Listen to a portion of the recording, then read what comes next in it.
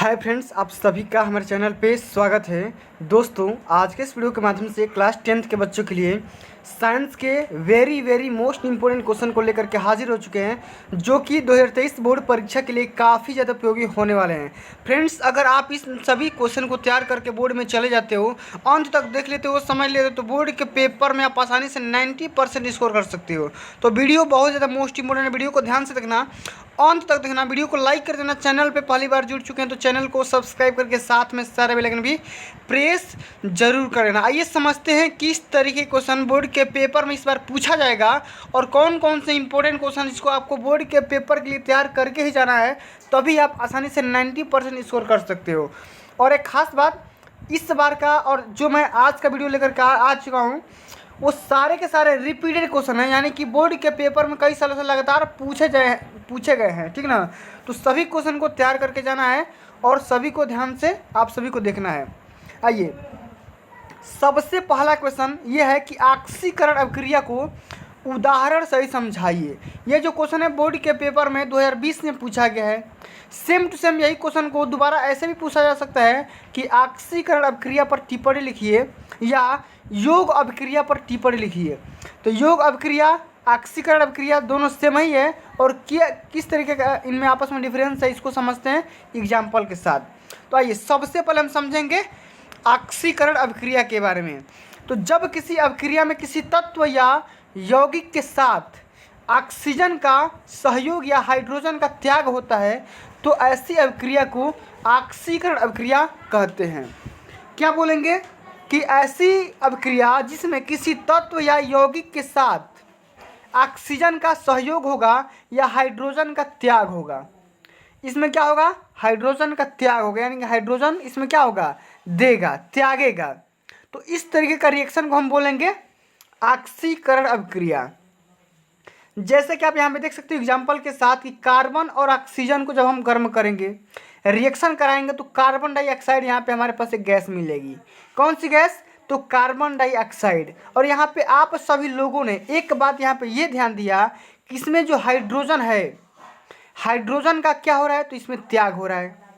इसी तरीके से आप यहाँ पे एक और रिएक्शन देख सकते हो कि जो सल्फर और ऑक्सीजन को जब भी हम रिएक्शन कराएंगे तो हमारे पास SO2 यानी कि सल्फर डाइऑक्साइड गैस हमारे को मिलेगी। ठीक? या आप ये भी एक रिएक्शन देख सकते हो कि हाइड्रोक्लोरिक एसिड और मैंगनीज डाइऑक्साइड को जब भी हम रिएक्शन करेंगे तो मैंगनीज डाइक्लोराइड हमें मिलेगा और साथ में जल भी मिलेगा, और यहाँ पे क्लोरीन गैस मुक्त होगी, क्लोरीन गैस रिलीज होगी। तो ये सारे यहाँ पे बेसिक इसके एग्जाम्पल भी हो जाएंगे। समझ गए? इसी तरीके से यहाँ पे एक अगला क्वेश्चन जो कि बोर्ड के पेपर में हर साल और हर बार पूछा जाता है कि प्लास्टर ऑफ पेरिस किसे कहते हैं, इसे बनाने की विधि, गुण व उपयोग बताइए। तो प्लास्टर ऑफ पेरिस पर ताप का क्या प्रभाव पड़ता है, ये भी क्वेश्चन पूछता है। या ये भी बोलता है कि जिप्सम से प्लास्टर ऑफ पेरिस कैसे बनाएंगे। प्लास्टर ऑफ पेरिस बनाने की किसी एक विधि या एक उपयोग को आवश्यक रासायनिक समीकरण देते हुए लिखिए। ऐसा भी क्वेश्चन कर सकता है कि प्लास्टर ऑफ पेरिस बनाने की किसी एक विधि लिखिए तथा इसकी जल के साथ रासायनिक अभिक्रिया भी लिखिए। तो सारे के सारे बोर्ड के पेपर में लगातार ये क्वेश्चन पूछे गए हैं, और क्वेश्चन बदल बदल के एक ही क्वेश्चन बार बार बोर्ड के पेपर में पूछा गया है। ठीक ना? तो इसको हम आंसर कैसे करेंगे? तो जिप्सम। तो जिप्सम को जब भी हम 120 या 130 डिग्री सेंटीग्रेड पर गर्म करेंगे तो प्लास्टर ऑफ पेरिस बनता है। ठीक ना? जब हम जिप्सम को क्या करेंगे, 120 या 130 डिग्री सेंटीग्रेड पर गर्म करेंगे, हीट करेंगे, तो प्लास्टर ऑफ पेरिस बनता है। ठीक ना? अब इसे हम कैसे बनाएंगे? तो बनाएंगे, यहाँ पे देखो जिप्सम का यहाँ पे सूत्र लिखा गया है कि CaSO4.2H2O, ये जिप्सम का फार्मूला है। ठीक? और इसको हम गर्म किस टेम्परेचर पे करेंगे? 120 से 130 डिग्री सेंटीग्रेड पे। तो यहाँ पे प्लास्टर ऑफ पेरिस का यहाँ पे एक नया फार्मूला निकल के आएगा, CaSO4 ये पूछा भी जाता है कि प्लास्टर ऑफ पेरिस का केमिकल फार्मूला लिखिए, तो बस खाली आपको इतना लिखना है, और यहाँ पे जल आपको यहाँ पे मुक्त हो जाएगा।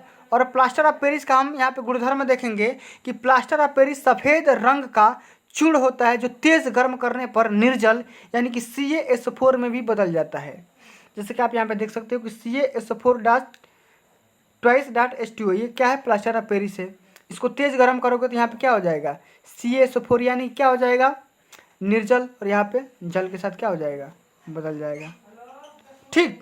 इसी तरीके से हम यहाँ पे लिखेंगे कि प्लास्टर ऑफ पेरिस की जल से क्रिया कराने पर ऊष्मा उत्पन्न होती है और वह शीघ्रता से जिप्सम में बदलकर जम जाता है, और इसी क्रिया को हम बोलते हैं प्लास्टर ऑफ पेरिस का जमना या सेटिंग करना। ठीक, जैसे कि इसका भी रिएक्शन यहाँ पे देख सकते हो कि CaSO4.H2O। ठीक, और यहाँ पे जल के साथ क्रिया कराओगे तो क्या हो जाएगा CaSO4.2H2O, और यहाँ पे समीकरण को संतुलित करने के लिए हम यहाँ पे 2 से गुणा कर देंगे।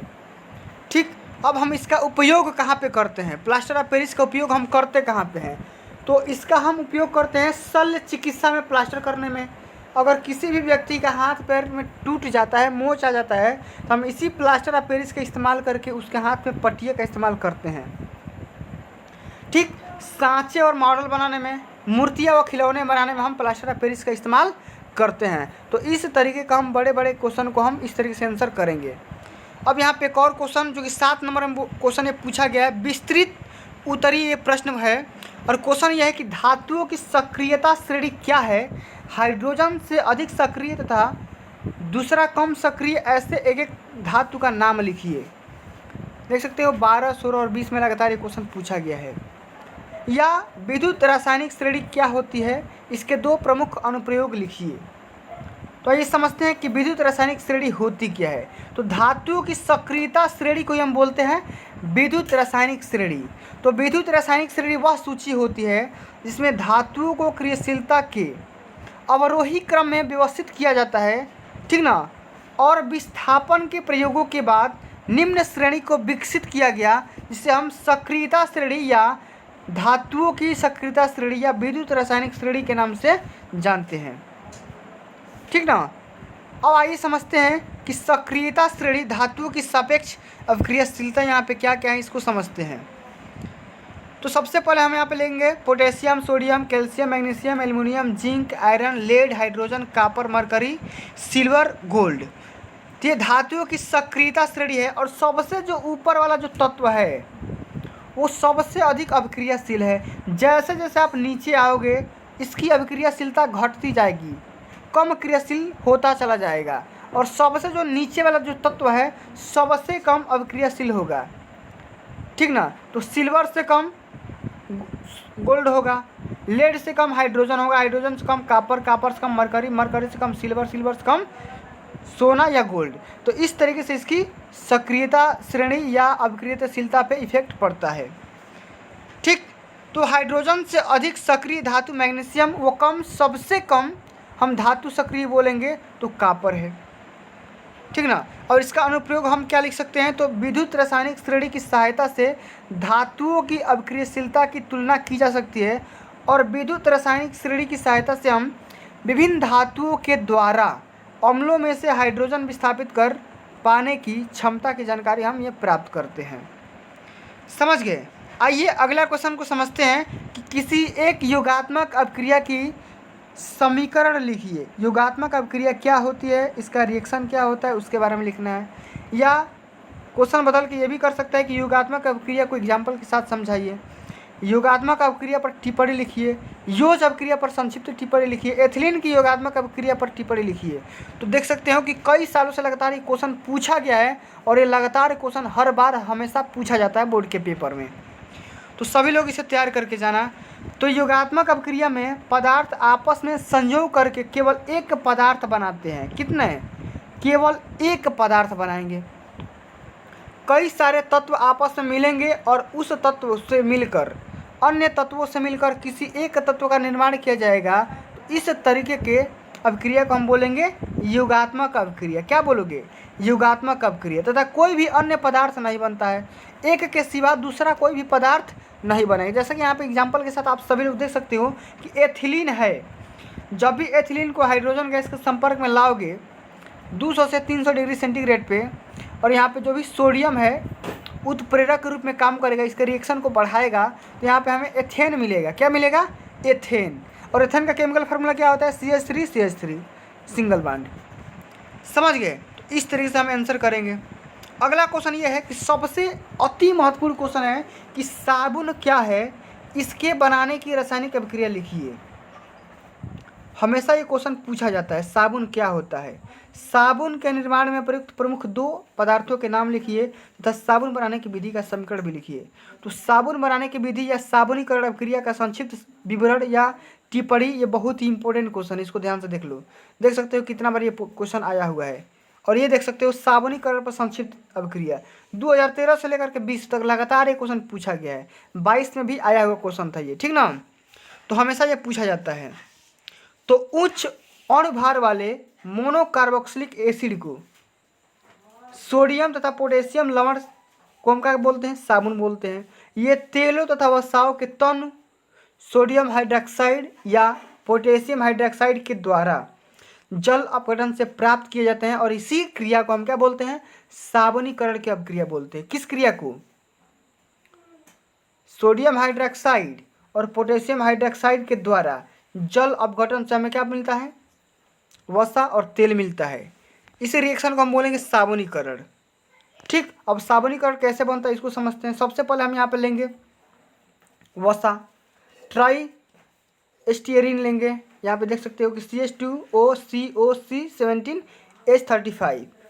ठीक, इसी को सिंगल बांड से करके हम यहाँ पे सोडियम हाइड्रोक्साइड के साथ क्रिया कराएंगे और यहाँ पर हमारे पास एक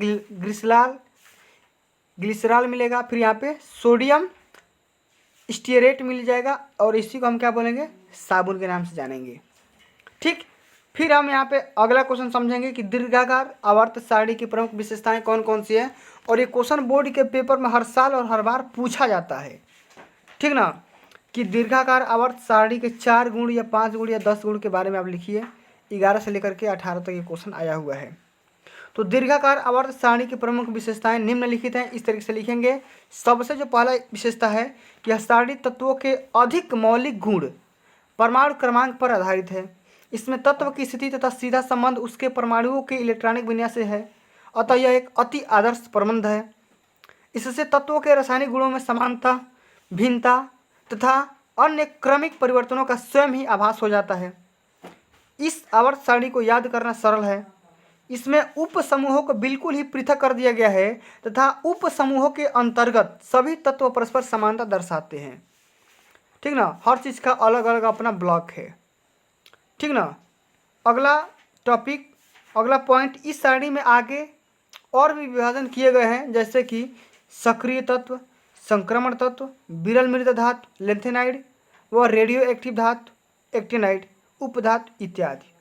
जैसे कि मेंडलीफ की आवर्त सारणी में अनेक अनुमान गलत निकाले गए, इस सारणी में ऐसा कोई गलत अनुमान नहीं निकलता, ठीक ना, दीर्घाकार आवर्त सारणी में।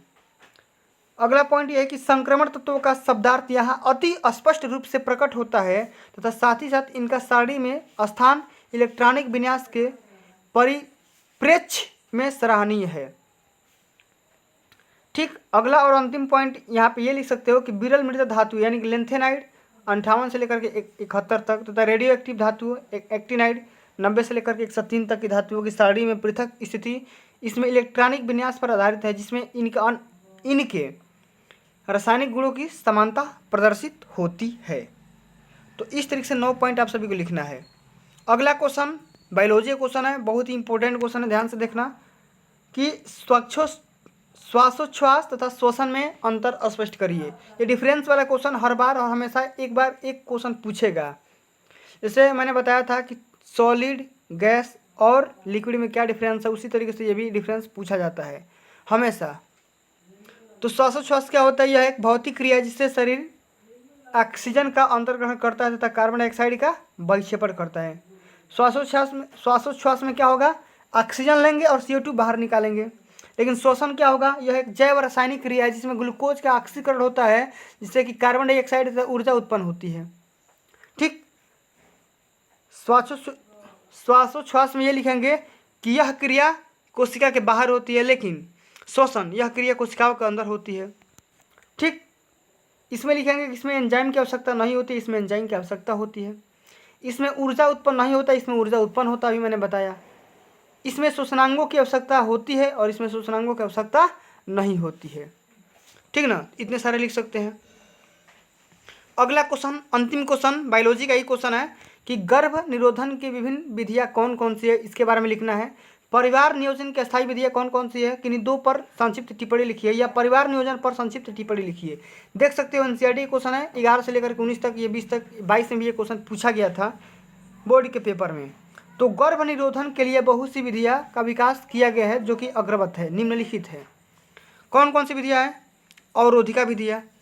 इस विधियों में हम मध्यपट और गर्भाशय, ग्रीवा, आच्छत का उपयोग कर सकते हैं। ये मैथुन के दौरान मादा जननांग में शुक्राणुओं के प्रवेश को रोक देती हैं।